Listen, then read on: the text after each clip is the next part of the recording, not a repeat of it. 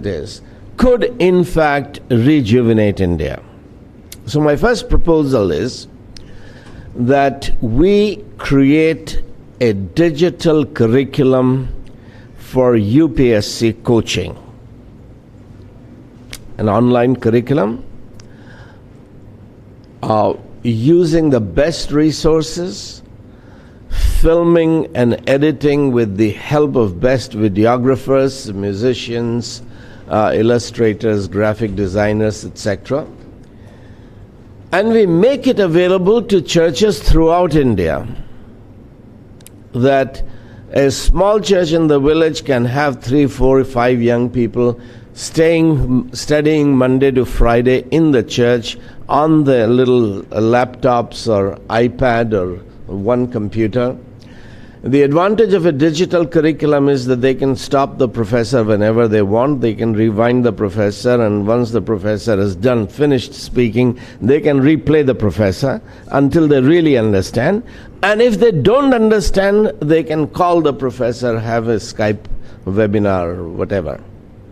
So 1,000 churches are taking 10 to 100 people every day, discipling them. So I was in Dehradun 2 weeks ago. There are 4 seminaries training evangelist Bible teachers. Why aren't we running a coaching class? Because after all, it is biblical Christianity which gave civil services the steel frame of governance to India. In the Fort William College in Calcutta, a Scottish surgeon, Gilchrist, who created Hindustani grammar, he was told that the court language of India is Persian. And then when he traveled with the British soldiers from Calcutta to Farrukhabad, he found that nobody in the company speaks Persian, East India Company, which is governing, and no one on the field actually speaks Persian. People are speaking a corruption of Persian and Khadi Boli and local dialects.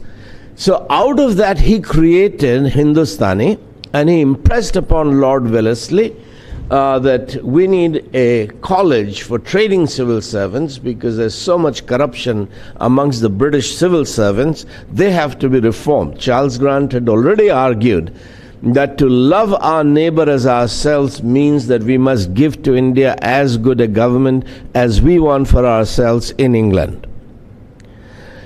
So who is to run the Fort William College? Claudius Buchanan, who came with Henry Martyn, sent by Charles Grant, William Wilberforce, particularly mentored by Simeon.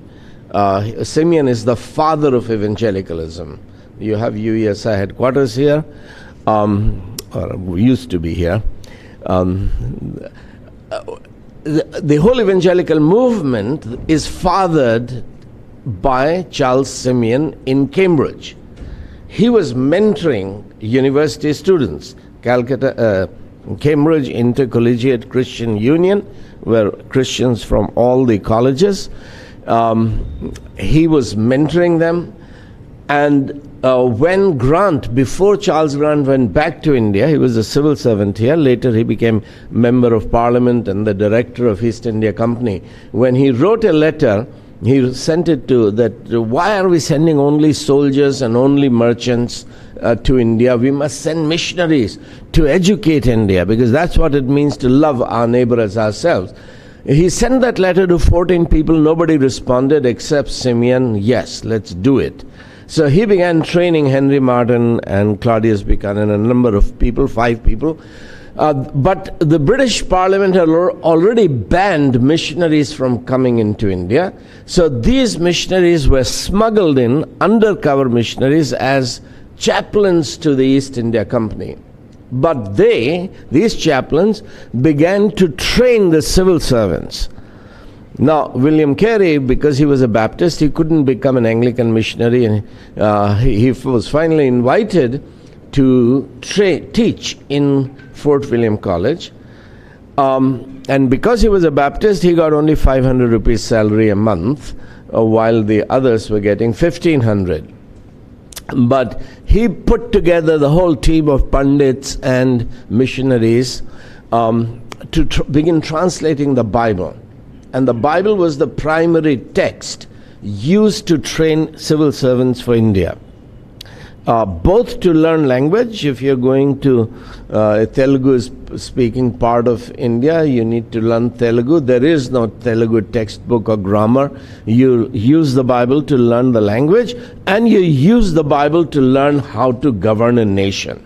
That's how the civil services of India were established. We have abandoned that because we don't believe that Jesus shed his blood to make us kings, rulers. Priesthood of all believers, yes, we talk about it now and then. Kingship of all believers is a taboo subject because we don't believe in politics. We want the kingdom, but not politics, and not the authority to govern, etc. So, we have, and this problem actually begins with Luther himself, but we might get into theory and theology later. But right now, let me continue with my proposal, how to rejuvenate India. And I'm saying that 1,000 churches teaching 10 students every year is 10,000. And teaching 50 students is 50,000.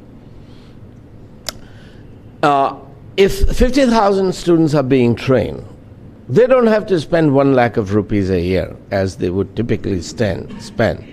But they will get much better education if it is digital education, which is curriculum is created by the experts. So we said yesterday, if you were there, that RSS is absolutely right. The Congress version of history needs to be discarded. The Marxist version of history, which has come from JNU, Indian history, needs to be discarded. History has to be rewritten. But saffron history will be much worse. And saffron economics and politics and psychology and social sciences, they will be much worse. So we've got to train the leaders who will govern this nation if we want God's will to be done in India. Church has the capacity to do it. Mr. Israel is running one of the finest coaching centers here in Chennai, but it costs a lot of money because you have to have live professors. But if you had a youth pastor version 2.0, I call him academic pastor, which is a homeschooling mom or which becomes church college mom or dad, mentoring 10, 15, 20 students. Students pay 10,000 rupees a year so that the homeschooling mom actually has a salary to stay in the church mentoring these young people to begin to rule the nation. Now, let's expand it a bit, that not just civil services, these 1,000 churches, 10,000 churches, 100,000 churches throughout India, including in villages, with a church which is a thatched hut with mud walls. If those churches begin to offer a bachelor's in leadership or a master's in leadership, we create the curriculum here, including in English and Tamil. You're not going to get Tamil government to give Madras Christian College or Women's Christian College the accreditation to run an online digital online course, MA in leadership, which will require study of history and politics and economics and psychology and communications and writing and public speaking, etc. But it doesn't matter if Madras Christian College is not running it. Hindustan Bible Institute can run it. We create the course and we get a Christian university, digital online cyber university in South Korea to run the course. A Bible school here begins to manage it in English and Tamil, and we do that throughout the country. So one school, you only need one Bible school which develops an online department, not to teach BTH, we have enough of that, but to teach MA in leadership. They study what the kind of leadership that produced people like Nehru and Gandhi and Ambedkar and Lal Bahadur Shastri. A friend of mine is doing a documentary on Lal Bahadur Shastri. I was in his home for 3, 4, 5 days ago, and I asked him, and so he has read everything available on Shastri, that did anyone during Shastri's tenure raise the slogan Chaukidar Chor Hai, or Bofors, or any allegation of corruption? He said no. These allegations were never raised against the politicians back then. You can have 101 criticisms of Gandhi and Nehru and Ambedkar, but you can't say that those people were thieves, that they were corrupt, they were amassing personal wealth. No, Nehru was arrested 10 times, 9.5 years he spent in jail. And if Rahul Gandhi and Priyanka Gandhi do even half that time in jail, then they will become the kind of leaders that India needs, who really understand India, that this is not a fight for power, this is a fight for principles to rejuvenate India. So that Mahatma Gandhi studied in England, yes, Harrow and Cambridge, but he really learned leadership in jail. What it means to take up your cross, suffer for the people that you want to serve. That's the quality of leadership. The churches should be teaching about cross. The question was asked, how do we prevent persecution yesterday? I was too tired to answer then. Well, the first thing is, if you really don't want any persecution, stop preaching and converting. But if you are preaching and converting, then you have to take up your cross. So we have to be prepared to take up our cross. But how do we create a tolerant, civilized nation which gives people the right to live by their conscience is a bigger issue, which my new book, this book Changed Everything, has a very strong chapter on called Bloodshed for Tolerance. The tolerance was won by the blood of the martyrs. And we have to prepare our own martyrs who are intelligent enough. Europe was a lot more intolerant than India is today. The bishops and popes were a lot worse than Amit Shah and Modi.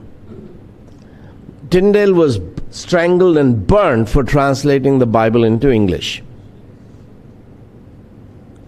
But it was the blood of the martyrs as well as the mind of the martyrs, their understanding of truth, which transformed this brutal, intolerant Europe into a civilized, free Europe, which was giving freedom of conscience, freedom of faith, etc. until recently. Now you can go to jail if you live by your conscience, because atheists don't believe that there is any organ in human body called conscience.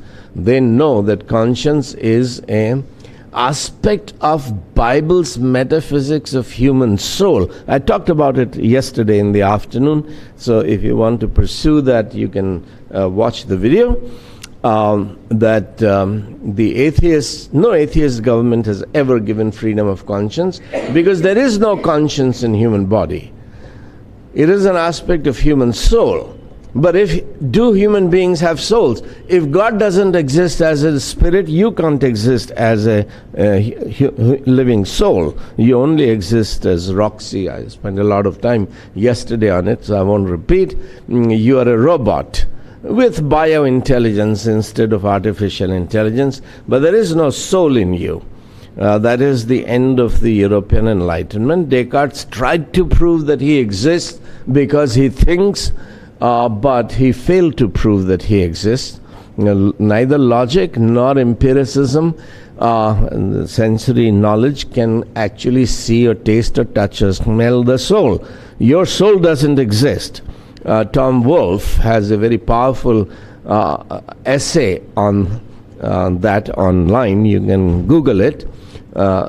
Sorry, your soul just died.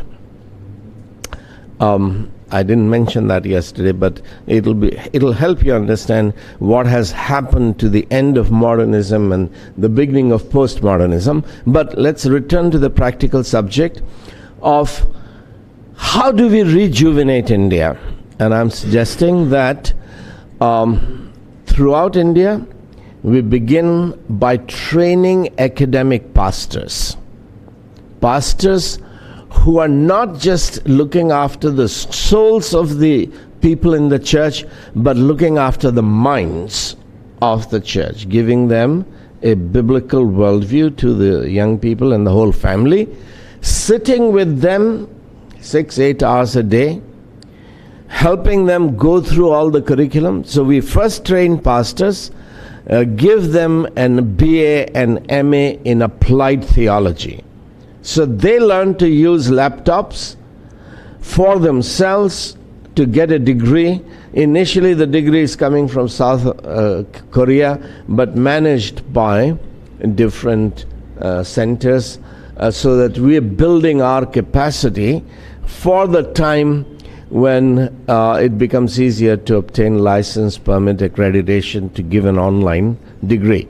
So we first give an online BA, online MA in applied theology, not the kind of theology which is being taught today. That can continue for those who want that theology, but those who want to apply the Bible to the questions of rejuvenating India, transforming every aspect of India, we do a applied theology. So we have pastors who understands how the Bible applies to politics today and economics and science and technology, industrialization and social challenges and legal issues. So once you have pastors who can sit with students, whatever subject students are doing, just like a homeschooling mom or dad would sit with the young people, that's the kind of pastor you need. And as soon as you have those pastors who have been trained to become academic pastors, so I explained that yesterday, that Paul says, as an apostle, I'm a preacher and a teacher of truth to Gentiles. As a preacher, my job is to cultivate faith. As a teacher of truth, my job is to remove pagan superstitions with knowledge, understanding of truth, to fill the land with the spirit of truth. So then these churches that have academic pastors, and the salary is coming from the students. Students are paying. Now you say, well, in the villages, students don't have the money to pay. Well, then let's create a financial institution which will give educational loans. So a poor student can actually buy a laptop. Because just as we were growing up, if we want to learn to read and write, we have to know how to use a pencil and how to use a pen.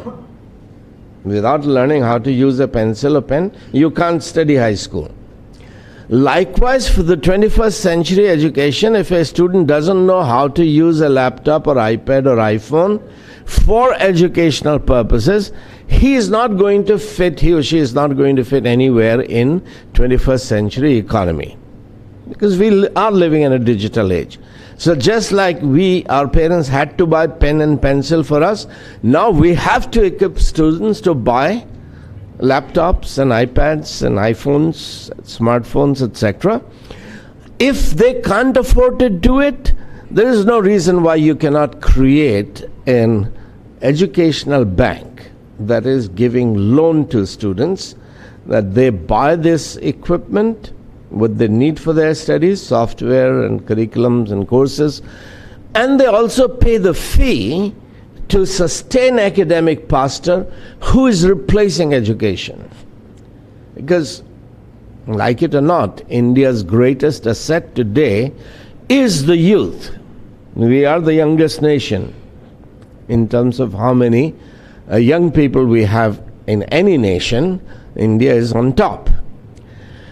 But that young youth power, their intellectual abilities, creative abilities, inventive abilities, are not being developed by the state education system. The government is spending a lot of money in education, but the departments of education have become very corrupt. If a teacher who is completely qualified does not bribe, then he or she is posted in a remote village away from her own children and husband and family, where there is insecurity. So you have to bribe. But once your bosses and superiors have extracted bribes from you as a teacher, you don't really have any heart for teaching. You're doing the minimum necessary to earn your salary, monthly salary, but you're not really educating the nation. So yes, we have massive human power, energy, creativity, ability in our young people, but we are wasting it. We are corrupting it. We are destroying it. So rejuvenating India means that church has to take education back. Once you have trained an academic pastor, he's not just teaching online UPSC courses. He or she is offering bachelor's and master's. No, we have to begin with children. Yes, you have to begin with children. But in order to educate children, you need adults. You first have to have adults if you want to really build up your children. So you begin with college level. So William Carey comes to a completely illiterate part of India, but he starts a college. Now Hannah Marshman is starting schools because schools have to be there to have college. But even in Europe, universities came before schools. The Roman Catholic Church invented the institution of the university. So a number of universities existed before the Reformation, except that they were institutions of the church, for the church, by the church. If you want to serve the church, you go to the university, because priests need to be learned and need to know. Kings who were patronizing some of these monasteries and universities, they would send their sons and daughters because they want to send their sons and daughters as diplomats around the world, around Europe. So a few students would come in who are not going to serve the church. They were called secular students. Secular students, sacred students. But once the educational scenario changed in Europe, when Martin Luther understood from the Bible that Jesus shed his blood to make everyone a priest. I hope we'll have some time to dig into that, because that is, the Reformation was not just 95 theses nailed on the door. Reformation was understanding priesthood and kingship of all believers.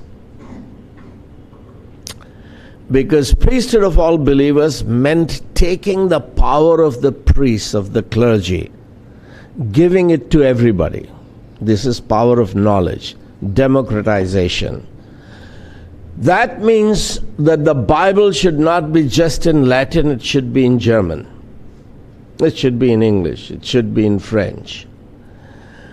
Everyone speaks German, various dialects of German, but they don't actually read in. So you have to teach them to read German. This is what priesthood of all believers meant. The singing should not be in Latin, singing should be in German. So we should have a German hymn book. Now, this is a revolution, as Wycliffe, when he was translating the Bible 130 years before Luther into English, before printing existed in Europe. 1384 is when the Wycliffe Bible was already completed with him and his group in Oxford. He wrote in the foreword, prologue, that this book is for the government of the people, for the people, by the people. Well, actually, he was an Indian, so he didn't use the article the. Government of people, for people, by people is what he wrote. Now, it was never printed, so you can't really actually find, but in my new book, I have given the sources of where you can check the origin of that dictum. The simple fact is that you cannot have government of the people, for the people, by the people, unless it functions in the language of the people. If the government functions in Persian or Latin, people cannot participate. In fact, Persian was used by the Mughals to keep Muslims away from governance. Muslims spoke Pashto and Arabic. They didn't speak Persian, most of the Muslims who had come through the Khyber Pass. And the Mughals wanted to keep these Muslim rulers away from the throne, away from the secrets of the governance. Therefore, the language Persian was a language, elitist language of discrimination. That's what Latin was. But Bible translators are taking the power of the elite, giving it to the people. So, priesthood of all believers was a revolutionary doctrine which began the intellectual revolution of democratization of knowledge, democratization of information. As H.G. Wells said, that if a people have to vote intelligently, people have to be informed, they have to know, they have to be educated. They have to understand the issues for which they are voting. So, democracy is not possible without what the church has given to India, all the vernacular languages and education in all the vernacular languages, plus English, so that we can transcend just the information available in the vernacular. But the problem is that over the last several decades, a century, the church has turned priesthood of all believers into priesthood of rich believers. Only the rich can go into our best educational institutions. And that because not only they can pay the fee, but they can also bribe the bishops. So this has become priesthood of rich believers, which the best statement came from Walsan Thampu when he was principal of St. Stephen's College. He said half of the cabinet of Mr. Manmohan Singh, Dr. Manmohan Singh, is product of St. Stephen's College. Half of the senior civil services in federal government, national government, is a product of St. Stephen's College. So if this government is very corrupt, the biggest responsibility of corruption of India lies on St. Stephen's College. My college has given corrupt government to India. Now you extend it to all the English medium schools and colleges. If our elite officers, babus, judges, politicians are corrupt, well, who is responsible? The doctrine of priesthood of rich believers.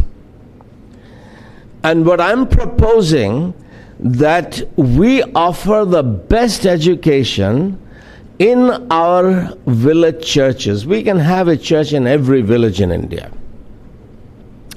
If we kick out the American evangelical theology, understanding of evangelism and mission, that mission is about saving souls, taking them to heaven. God said to Abraham, you follow me, I will bless you, I will make you a great nation, because I want to bless India, make India a great nation. So, did God give up that mission? He changed his mind? No, I'm going to burn the nations, destroy the earth, not bless them. Did God change his mind? He said to a son of Abraham who was greater than Abraham, "You are my son. Ask of me, and I will give you tons of souls. You will be bigger evangelist than Billy Graham." Is that what God said to the Messiah? Or did he say, "Ask of me, and I will give nations as your inheritance, ends of the earth as your possession"? That's why the Messiah says, "Go into all the world, disciple all nations, you educate all nations." That's what Martin Luther understood. The priesthood of all believers was a very radical theological idea. First articulated in 1520. In 1520, Luther wrote 3 books. The first book was a letter to Christian nobility of German nation. In modern sense of the word, Germany was not a nation. It was 350 princely independent states, most ruled by princes, but some ruled by bishops, or some ruled governing themselves as republics. But by German nation, he means all of Europe that speaks German language. In this letter, he is saying to the princes, the Christian nobility, that church isn't going to educate the people, because European church is as bad as the Indian church. The pastors are lazy. The church exists to pay their salaries. They're not going to educate. If every child has to become a priest, the prince, head of the state, has to ensure that at least the Lutheran pastors begin to educate. 1524, so the first school in the German-speaking world was called home school, except it was the pastor's home. Because parents were illiterate, they were not at home. So the first school was home school. It was pastor's home where children went. 1524, Luther realized that the pastor's home is too small.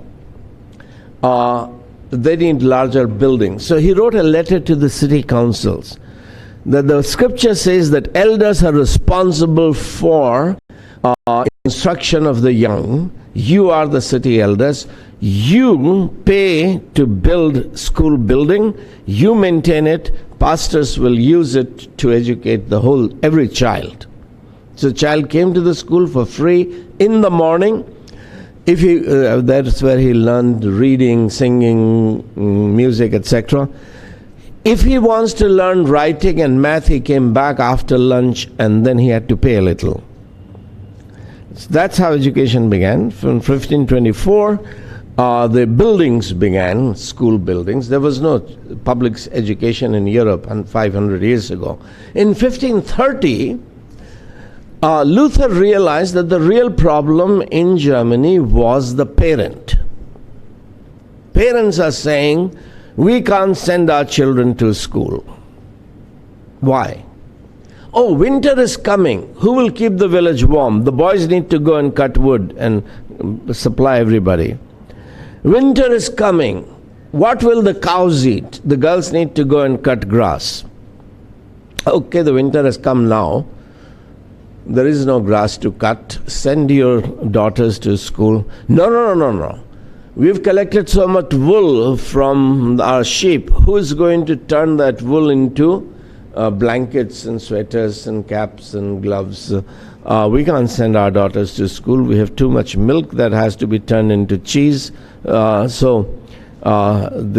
business of sending our kids to school, if they're going to be knitting blankets and making cheese, why do they need to go to school? We can teach them at home.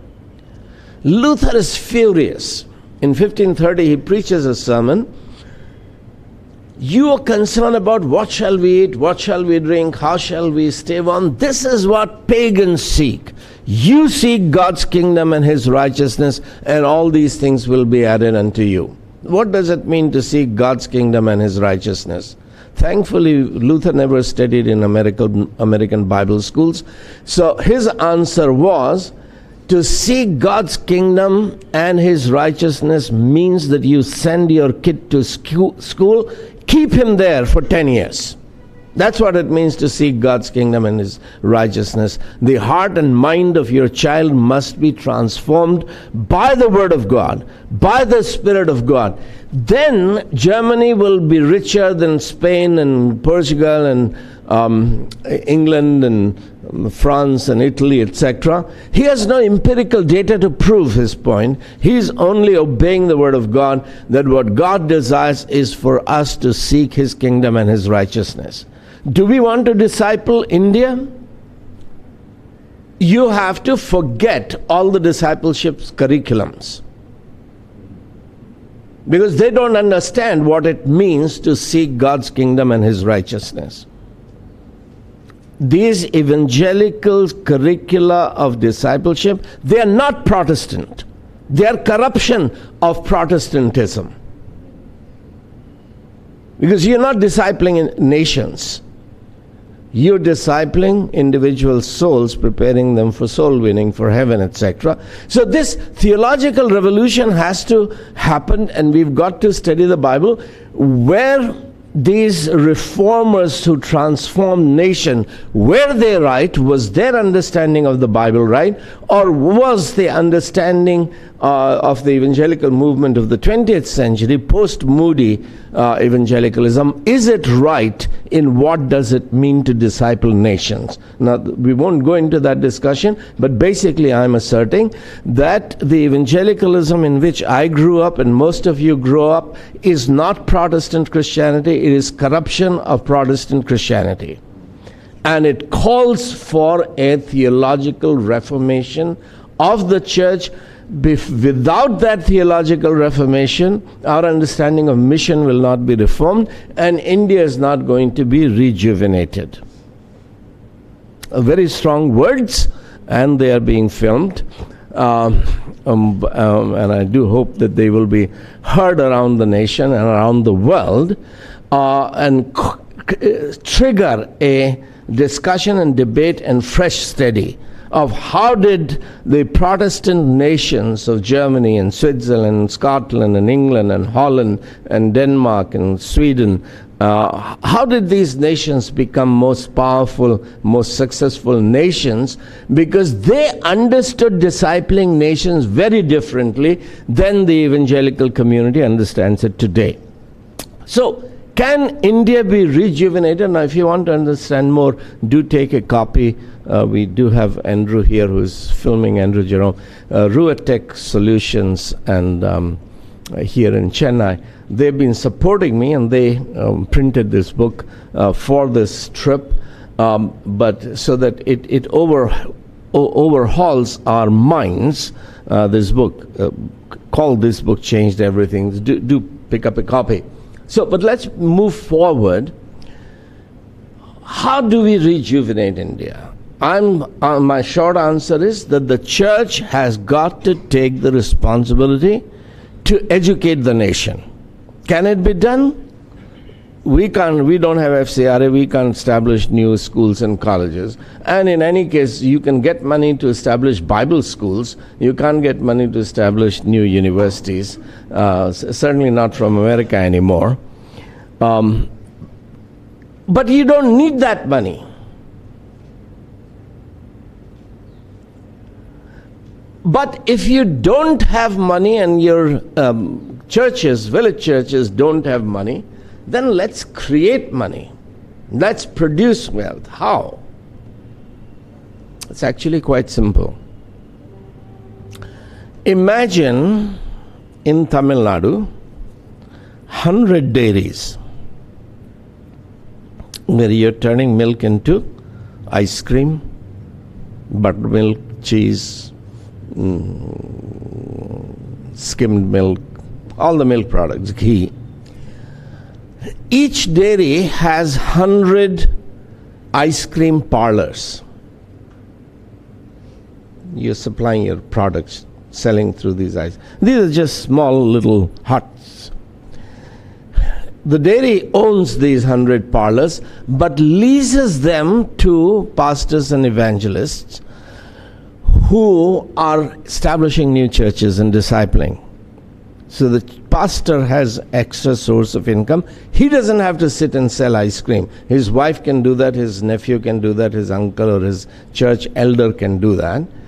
Now, each ice cream parlor run by a pastor is giving loan to 100 families to buy a buffalo or a cow or 5 goats or whatever. So 100 dairies giving loan to 100 families each. You have to have a cooperative bank. How much is that? 10,000? 100 ice cream parlors giving loan, which is basically a church. 10,000. So 10,000 families are producing milk. This could be just a widow who can do nothing else except milk a buffalo.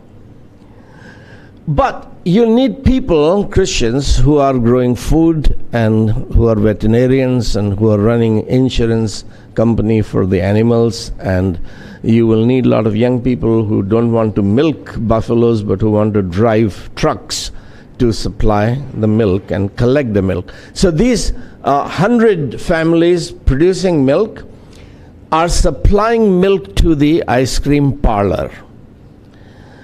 An ice cream parlor is sending the milk to the dairy, where it is being processed and taken back. So you need truck drivers, and you need trucks, and you need welders and electricians and puncture repair guys, etc. So here is an economic proposal which adds daily income into a widow's home, as well as opens up opportunity for bankers, for economists, for accountants, for managers, for administrators, for scientists, for technical people. Now, what you have done is Tamil church has taken over the milk business with 100 dairies.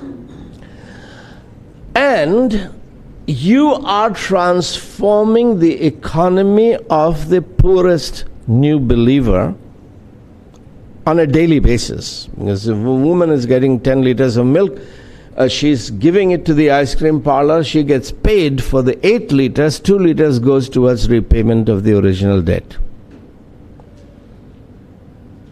Right? Now, here is economic transformation. But if you already have 100 ice cream parlors, there is no reason why you can't sell chili pickle there or fish pickle. So a lot of the families who can't do anything, if you teach them how to make chili pickle and mango pickle and fish pickle and whatever other pickle, and you have 1,000 outlets. We are selling 1,000 bottles a day. And you're providing economic income to every poorest family so that they actually have the money to pay the church for educating their children. Can India be rejuvenated? Why aren't we doing these things? Because we have bought into statism coming from Nehru, that this is government's responsibility. A whole modern economic miracle which Modi ji wants of capitalism, free market economy, begins with a single woman. Her name was Catherine von Bora. She was a runaway nun who married Martin Luther. She was a runaway nun. She had absolutely no money. He was a monk. All that he had was a mattress when they got married. And that mattress was stinking because for years he had never turned the mattress upside down so that it is aired. It was sitting on the ground. So the first official job of a wife as official job of Catherine as a wife was to throw the mattress away. But she had a problem. Where do we live? The prince, because Luther's writings, the monasteries and nunneries were getting empty, so the prince, Frederick the Wise, the patron of the Wittenberg University, he wanted to keep Henry Martin. Here is empty monastery. He gave the empty monastery. Now, what was Luther's salary as a professor? What do you guess? When he became a professor at Wittenberg University, what was he making? 0. He taught because he was ordered to teach. He got no salary for it. He got 9 gulden a year from preaching every Sunday in the city church. After he got married, he started getting little stipend and things began to improve. But, so here is a couple who got married with absolutely no money.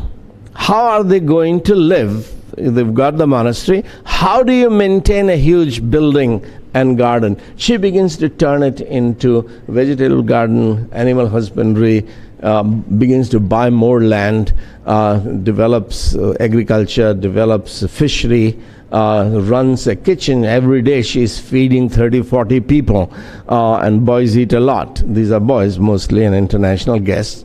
And so she has become a medium-sized entrepreneur, and by 1540 the Luthers begin to own more land than anyone else. They are the richest couple, other than the prince, in Wittenberg, because she is creating wealth. How? The manpower that she has, she is supervising that manpower. Students had come to the university to learn. She has turned the monastery into a paying guest house. But you also have to work. So she is running a kind of seminary which nobody is running here in Chennai, where you're not studying simply theology in the classrooms and on the dining table with Professor Dr. Martin Luther, but through Mrs. Luther you are learning how to milk cows and goats and fishery and rice and corn, etc., and making beer, because there was no clean drinking water being supplied, and so milks were not giving enough milk, so she ran a brewery, and you can still buy Luther beer in Wittenberg, because he was not evangelical, he was Protestant, so he made and drank beer as a German, but we won't go into all of that. The point is that here is a runaway nun who begins to train a new kind of a pastor for Lutheran Church, a pastor who knows how to make money and who teaches and preaches. That's how modern capitalism was born. If you want to look at the details, do buy that book, how this book changed everything. Capitalism was not started by Adam Smith, The Wealth of the Nations. He was simply, 200 years later, his book was published in 1776. Luther's had already begun by 1540, the richest couple real estate holders in Wittenberg. So this whole financial miracle of the modern economic miracle was already going on, which Modi ji wants for India. But the economists and the bankers and the capitalists of India will ruin Indian economy without the church providing the moral framework which Adam Smith saw. Adam Smith was a moral philosopher. In passing, I might mention that Modi economics is not going to work. Simon Bolivar, inspired by Napoleon, began the emancipation of Spanish-speaking colonies in South America. He traveled with 3 books, not with the Bible, but with Montesquieu's Spirit of the Laws, with Voltaire's essays on the success of England, and with Adams with Wealth of the Nations. But what has ruled South America for 200 years is spirit of lawlessness, poverty, failure, tyranny, dictatorships, corruption. The Enlightenment hijacking the fruit of Protestant Reformation hasn't worked. It didn't work in France. It isn't working in India. For 200 years, it hasn't worked in South America. We have to have nations returning to the source of the modern age, which is the revelation of God in the Bible. Now, obviously, I'm not giving you a lot of details because my time is running up. You must be hungry, and the cooks are waiting for us. But the point being, can India be rejuvenated? Who is going to do it? Congress is dead or dying. It might be resurrected if Rahul and Priyanka spent a few years in jail. But at the moment, Congress is dead and opposition is dead and is being killed, and judiciary is corrupt and press is dead and everything is dead. But the truth that transformed Europe is alive. Not in our seminaries and in our pulpits, but it is alive. We have got to begin to study and begin to apply. And I've just given a few practical proposals of how to provide moral, intellectual leadership to governance. If you have an MA in leadership, be an MA in leadership 4-5-year program, you teach basic leadership, teach worldview and teach world history and teach Indian history and everything and characters. Then in the last 1 or 2 years, people can choose whether they want to be leaders in business world or entrepreneurial or managerial leadership or banking, commercial leadership, financial leadership, or venture capitalist or political leadership.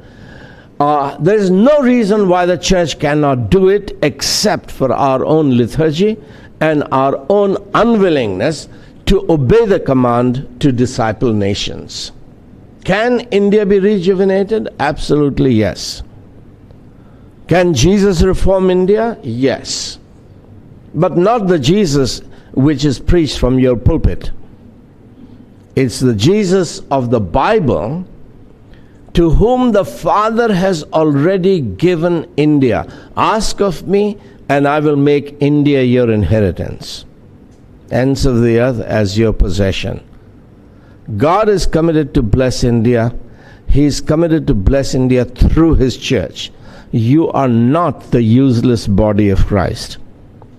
You are the body of Christ through whom He will rule on this earth, because your heart is His throne.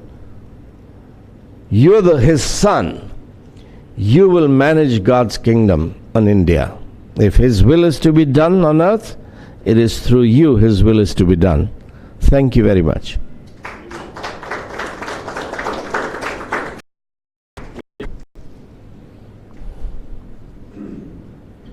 you, Vishal, for a very captivating